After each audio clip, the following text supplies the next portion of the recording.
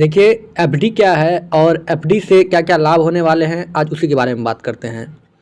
तो एफडी का full form होता है फिक्स्ड डिपॉजिट और हिंदी में इसे बोलते हैं सावधि जमा। देखिए इंग्लिश टर्म से ही पता चल रहा है कि फिक्स्ड डिपॉजिट की मतलब कि एक बार में ही आपको एकमुश्त राशि आपको जमा कर देना है एक फिक्स्ड अवधि के लिए।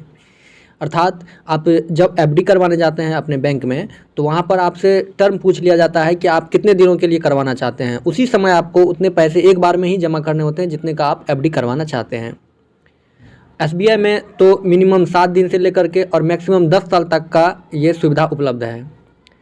देखिए एफडी में आपको जो ब्याज का रेट मिलता है वो जो आप नॉर्मल सेविंग अकाउंट यूज करते हैं उससे थोड़ा हाई रहता है, इसलिए लोग एफडी में पैसे डिपॉजिट करते हैं।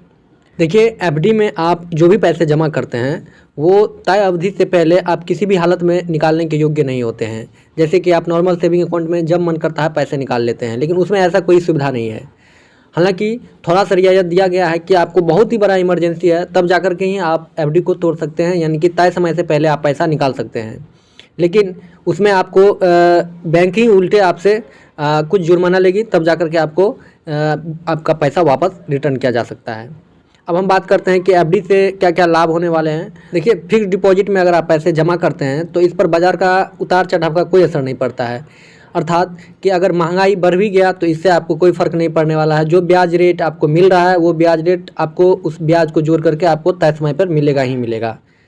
दूसरा है कि जो आपका साल भर से कम अवधि वाले जो फिक्स्ड डिपॉजिट होते हैं उसमें जो ब्याज मिलता है वो कम मिलता है उसकी तुलना में जिसमें आप ज़्यादा दिन तक के लिए आप डिपॉजिट करते हैं, यानी कि अवधि के लिए डिपॉजिट करते हैं। तीसरा नंबर पे है एफडी पर ब्याज समान बचत खातों के मुकाबले ज़्यादा होता है, यानी कि अगर जो आप नॉर्मल सेविंग अकाउंट यूज़ करते हैं उसमें जो ब्याज मिलता है उससे ज़्यादा मिलता है आपको एफडी पर। और चौथा जो है कि अगर कोई भी वरिष्ठ नागरिक है, यानी कि 60 साल से ऊपर के वाले व्यक्ति हैं, तो उसमें एफडी में जो करवाते हैं 60 साल से नीचे वाले व्यक्ति, उसके तुलना में उसको ज़्यादा ब्याज दरें मिलती है। कुछ बैंक एफडी पर लोन भी देते हैं। तो यही कुछ बेनिफिट था फिक्स्ड डिपॉजिट का। आशा करूँगा ये वीडियो आपको पसंद है। अगर ये वीडियो पसंद है तो मेरे चैनल को सब्सक्राइब कीजिए, वीडियो को लाइक कीजिए और ज़्यादा से ज़्यादा शेयर करना ना भूलिए।